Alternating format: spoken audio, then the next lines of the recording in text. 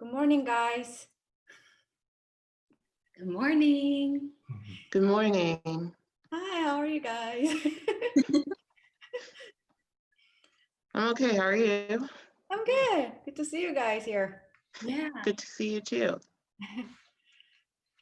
So, is it Mac gonna be joining us? He's already Oh, there. he's there. Okay. Oh, yeah, I cannot read. I need my glasses. Did anyone do anything fun to enjoy the sunshine yesterday? Oh, I stayed home. Me too. I bet the weather was really nice yesterday. I wish I could go out, but I took a nap like about 3 hours. So all just like good time, I was sleeping. That sounds good though. Yeah, I probably needed those nap. Yeah. I think the seasonal change, sometimes your body feels different. Yeah. Oh And yeah, definitely. yeah, really tired. And I was watching some stuff like on Netflix and I just fell asleep. My students were falling asleep this week too. I wonder if that's why, just the change in. I think it might be, I feel like I'm a bear. I want to hibernate, you know? Let's go. Time to nap. Do you guys think that the class can hear us? Oh, that's a good Oh, question. by the way, it's being recorded. Oh, Oh, good. But I don't mind sharing my nap. No. Well, we had Peter in here for a minute and now he's gone. Oh, Huh. I cannot believe it's already October almost. Oh, that's right. Yeah, Thanksgiving is coming pretty quick, I guess. Oh my goodness. And on end of year. Well, I'm very grateful for that, like, we were able to stay strong. Just try to stay in Jesus. So hope everyone still the same. It's true. Yeah.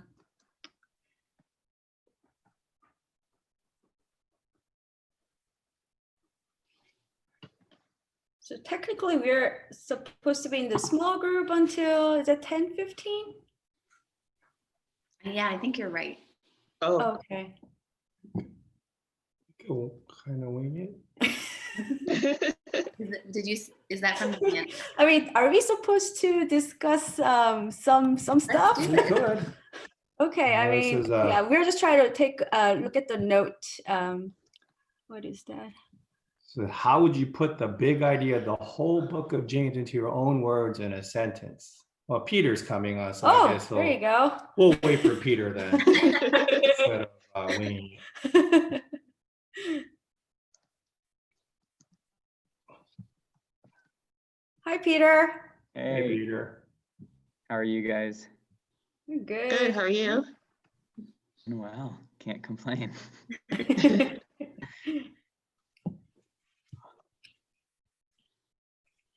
Did you guys have good weeks overall? Any Yeah. highlights? It's the same every week. Yeah, Well, except I start going to work every day next week. Really? Yeah. Yeah, And especially his Friday is gonna be long because it's he has, not long. well, it's a 7 to 5. So basically he comes home like every day after 5:30-ish.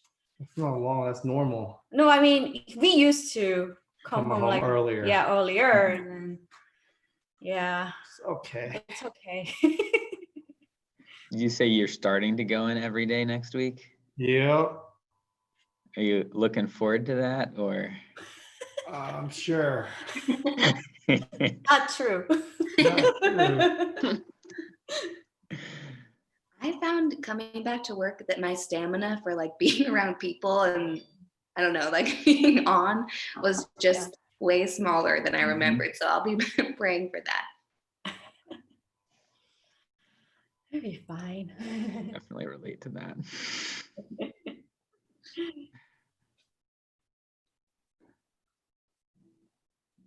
Is Mac's video coming through on y'all's computers? no, Okay, I'm gonna go try and fix that so you guys can see the class as well as hear him. I'll be Okay. right back. And then I think we're gonna start with a little bit of a discussion once Mac gets people together in there. Okay. Okay.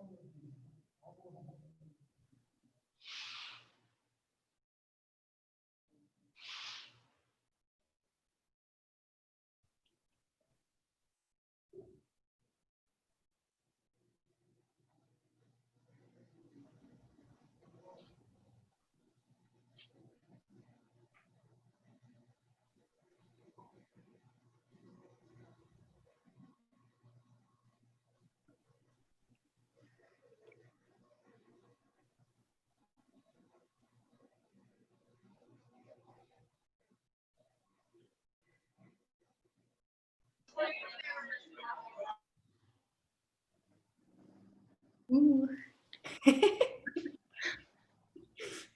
So Mac's screen is supposed to be the class screen. Mhm. Okay. mhm. See.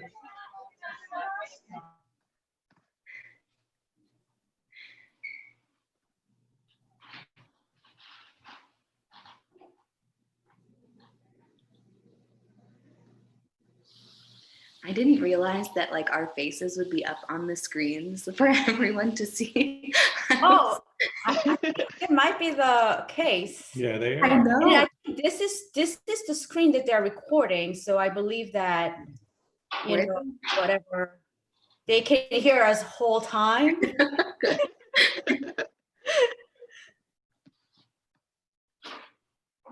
We're famous pretty much. Oh yeah. You're gonna be there all the time. I can see the screen. I can hear. No luck. Oh no. Hi.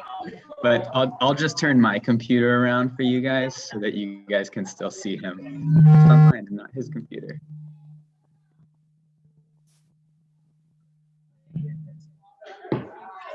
Welcome. All right, if you guys would grab a seat for me while I try to get this figured out, which is obviously not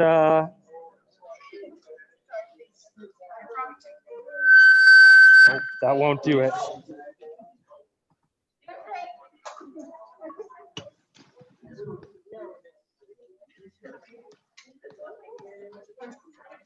All right, I think this is better. It is on. All right. We're getting there. Great. Well, I'm really glad you guys are here.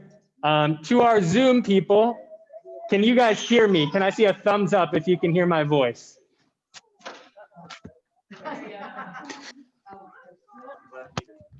Okay, great. That is hopefully putting us in the right direction here. If I am an unfamiliar face to you, I don't want to presume anything. My name's Mac, pastor here at Parkside. Those are all the things you need to know about me for now. We'll get to know each other more as our class time goes on. For those of you who have been around, you know that we, and I wasn't even a part of this as I'm a new member of this class in comparison to most of you, that during COVID, we started doing small groups to keep in touch with one another, to spend time together.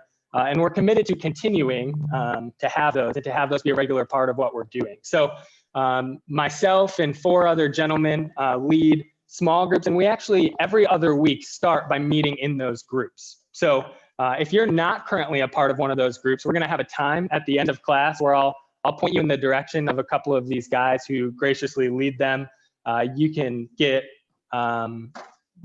interact with them, have a chance to give them your contact info so that if you're gonna join via Zoom or whether it be in person, that when we gather next week, that's how we'll start.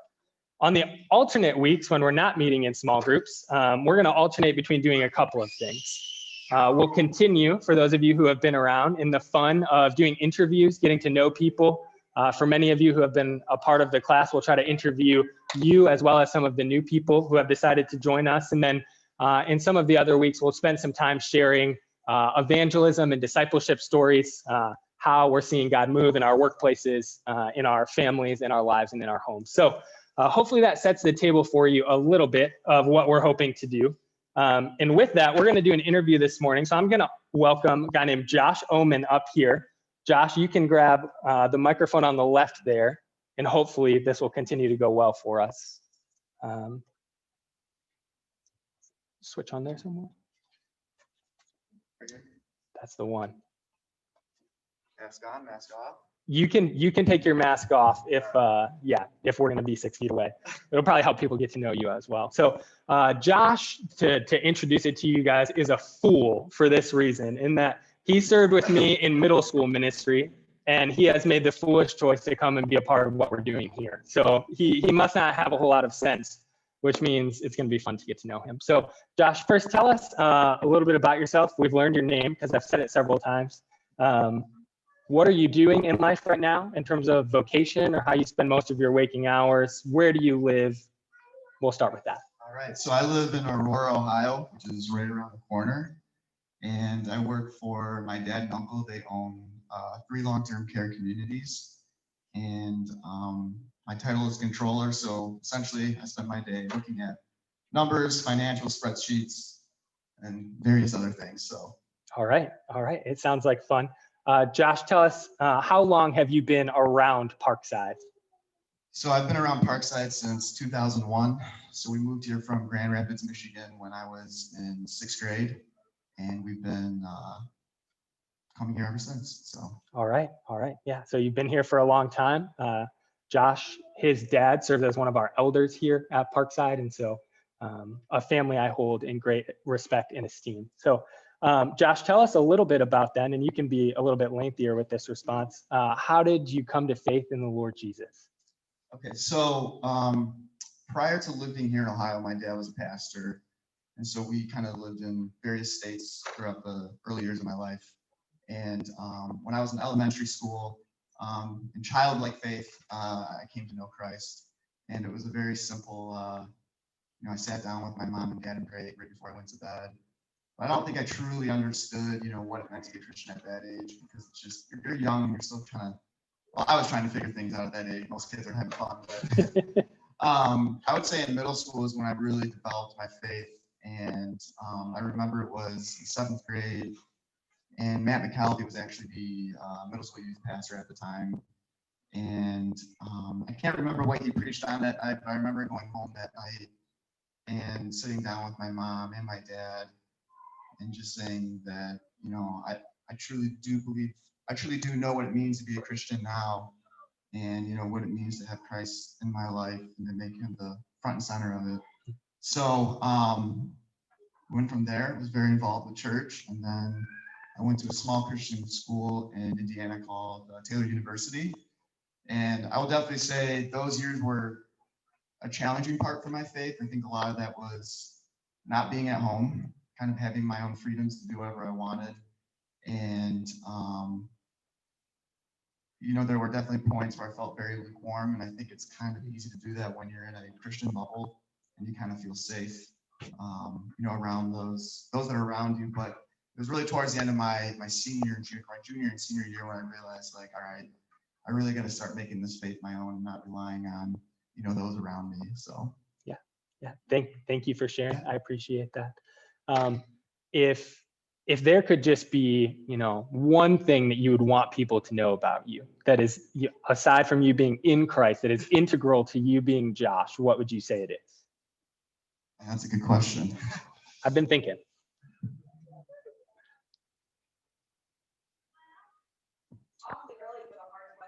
Yeah. One thing. That's hard. Can we come back to this one? Yeah, we'll do that. We'll come back to what this is also my fault. I didn't prep Josh with any of these questions, so this is on me. A regular staple of how things have went around here. If you're going to get interviewed, you have to tell us about 3 H's. Okay. Okay. So I need to hear about a hero in your life. I need to hear about a hardship that you've gone through. What's the 3rd H? And a highlight, the good stuff too. A highlight, whether it be in life or something that's happened recently. All right. So hero, I'm going to try to do this without getting choked up because it's very possible I will. But my father is probably my biggest hero in my life. He's always been just the biggest encourager for me in just a lot of aspects. And you know, having the opportunity to work with him has been just an absolute blessing. And you know, this past winter he broke his leg, and it was just a wonderful opportunity for me because I drove him to work every single day at home, and it was just a wonderful way to start the day off with him. So yeah, he's definitely the biggest hero in my life. Yeah. Hardship. Yes. The biggest hardship is after college, I started studying for my CPA exams, and it's a certification for public accounting, and it's 4 tests. They're 4 hours long, and they're brutal, and like the passing rate is below 50%. And it took me a really long time to pass, but I just kept pushing through it, and finally got them done, and then was glad to never take a test again after that. So Yeah. The test to end all tests. Yes. I like that. And then a highlight for us. the highlight. I would say the highlight is honestly the past couple of years being able to work with my family. It's been a lot of fun. I never thought it would be this early in my career. I always knew I wanted to come back at some point, but an opportunity presented itself about almost 4 years ago, and it was just too hard to pass up. So Great. Well, we'll skip my bad question. All I right, asked you. We good. won't put you on the spot for that. How can we, as a class, some of us knowing you, some of us getting to know you, how can we pray for you over the course of this time of being together? yeah, you know, I would say the biggest thing right now is, you know, in the midst of this pandemic, it's, you know, working in a long-term care setting. It's very challenging. Yeah. And it's becoming more and more regulated, you know, from a clinical standpoint, from a financial standpoint, and all the reporting. And for me, it really is just keeping my head above water, because there's just a lot going on, and there's a lot kind of coming on my plate. So really just keeping my head up and eyes forward, and just trusting that, you know, God's going to get me through it, and really just get all of us in the staff at those work there through it. And really just keeping everyone healthy. So Well, we will pray to that end. If you guys don't know Josh, something you could do is introduce yourself to him. This is his first week with us, so it'll make him feel welcome and warm. And I know we have some other people who it's their first week joining us, so be mindful of those who you haven't met yet and go introduce yourselves. But Josh, you can grab a seat. I'll take you off the hot seat here. Thank you. If you look on your chairs, hopefully you have, let me grab one to show, a Sunday group prayer request card that just simply asks for your name and if there are ways we can pray for you. We collect these, send them out throughout the week so that we can pray for one another. Yeah, it's just a way for us to bear one another's burdens, to share life together, hopefully to encourage one another, to know what's going on in people's lives, even if we don't know them particularly well. The other piece is that there is a handout this week. We didn't put them on chairs, but they're on the table back there. If you don't have one, this will really help guide our time this morning. So if you need to grab one, you can stand up and do so now. I won't at all be offended or hopefully too disruptive. We'll give some time for that. We won't get started until people get back. I got to tie my shoe anyway, so this is a great window for me. Yeah. I was going to trip and fall. It was going to go downhill eventually, so.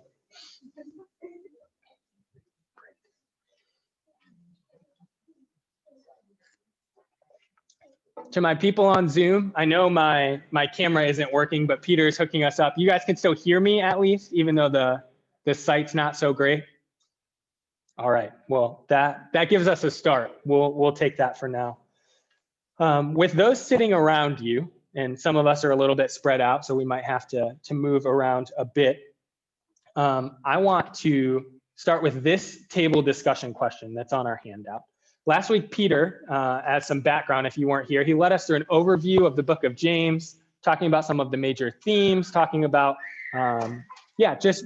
what some of the background information we will need to know in order to progress wisely in the book of James. And he did a wonderful job.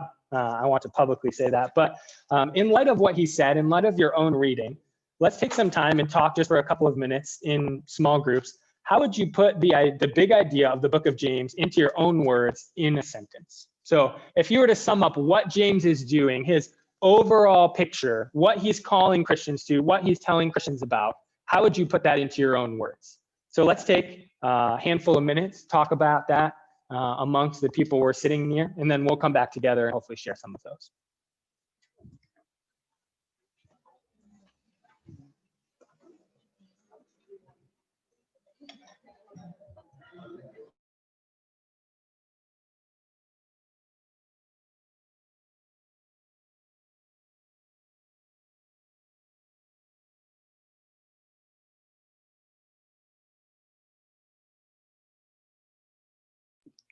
Peter, you're muted.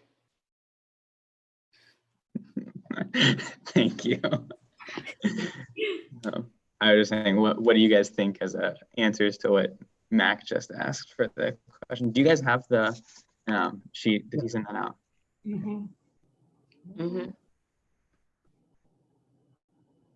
I think the first thing that pops into my head, I don't know if it's like a summary, but the whole be doers of the word, not just hearers. Yeah.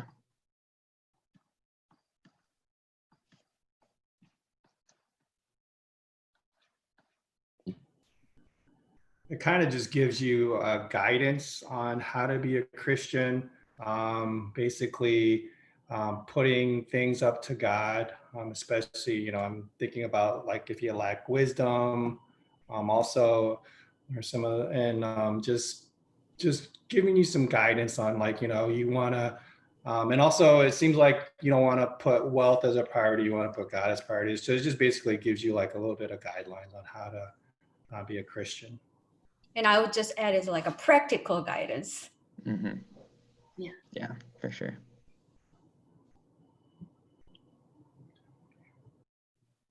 Like how Jen just phrased it, like being doers and not just hearers of the word. I feel like that kind of sums up the book pretty much. Yeah.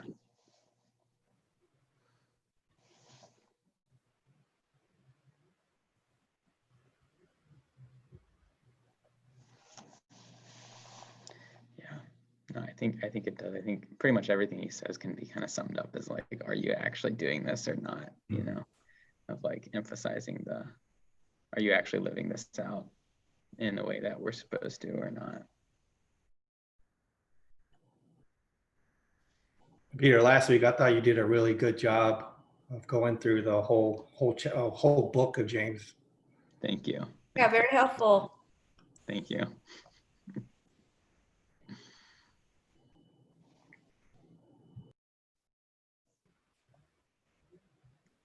Were there any other parts of James that you guys felt were like, as you guys like read through it, were like really important parts to keep in mind as we like go through it, or certain parts that really emphasize kind of what you guys were saying about the like big idea?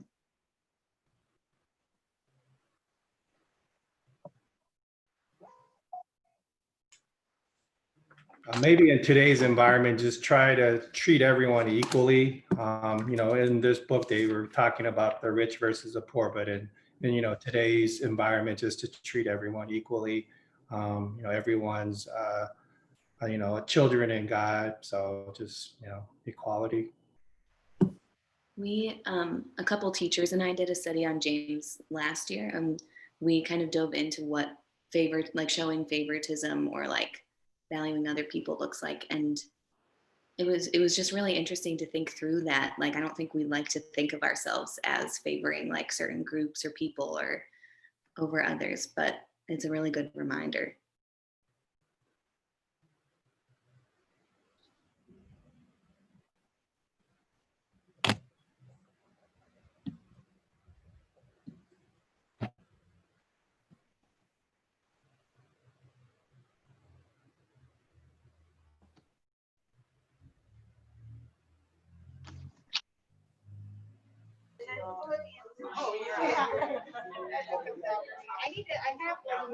All right, let's wrap up some of our thoughts and then turn our attention back up here. Finish your thoughts. Don't let me interrupt you mid-sentence, but we'll keep going.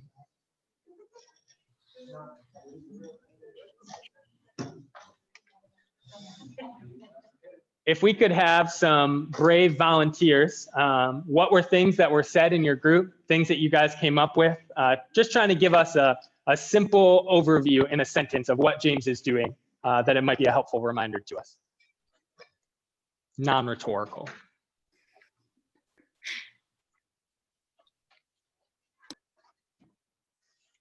Like wisdom and how to live a Christian life and just brutally honest. Yeah. Thank you, Tim. That's great. That's really helpful for us. Others. Without masks, it's really hard for me to tell who's talking. Appreciate it. I see you back there now. Can you say that again for me now that I'm tuned in? Okay, that's great. Yeah, thank you. Thank you. Others, who would add to that? Put it in their own words. Kelsey. Well, Ramya helpfully said, like, it's like, how do you walk like Jesus? Okay, yeah, that's helpful. Walking like Jesus. That's a helpful picture for us. Others, things you guys heard, you can share on some of your small group mates. Many of them said good things, but are too humble to bring them forward. So you guys could help them out in that way.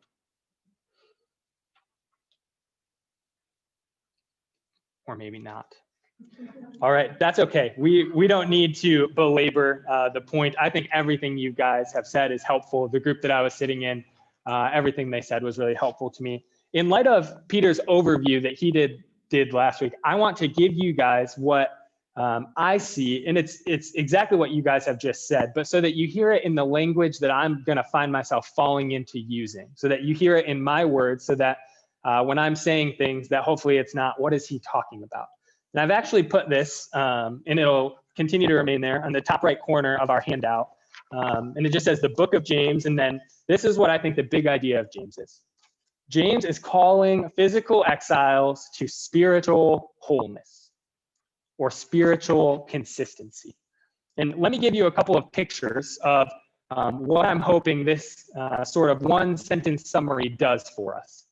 The first is this, to help us understand what I mean by spiritual wholeness, is if you can imagine your Christian life like a home, perhaps like the home you live in, there's different rooms, different things going on, that in each room, it represents a different facet of your life, right?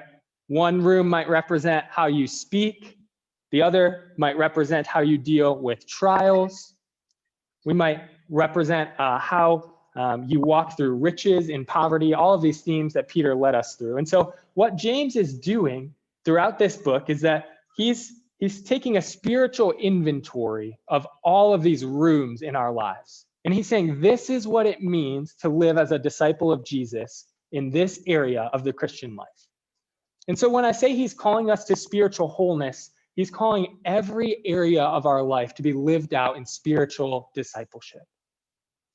Every area of our life to be submitted to Jesus, increasingly obeying him, living out our faith. And so I hope that that picture helps us and it paints something for us. And it also reveals part of what God's word is going to do is it's going to reveal all of the ways that we're lacking, where we're spiritually unwhole people, and where we can take great comfort that God is increasingly making us like Christ. So if that's our big idea, and I explained a little bit of a house illustration, let me give you a second house illustration. Apparently, I've just been thinking like a construction worker this week. So this big idea that James is calling physical exiles to spiritual wholeness, this is like the roof of a house. And so every passage that we're going to go through, as here in just a couple of minutes, we'll go through 1 through 12, 1, 2 through 12, that everything we're going to go through is like a pillar that holds up the roof of this house. So every individual unit of text is a foundational point in the house holding up the roof, because the roof is the overall big idea of what James is doing. And so when we get into some sticky sections, when it's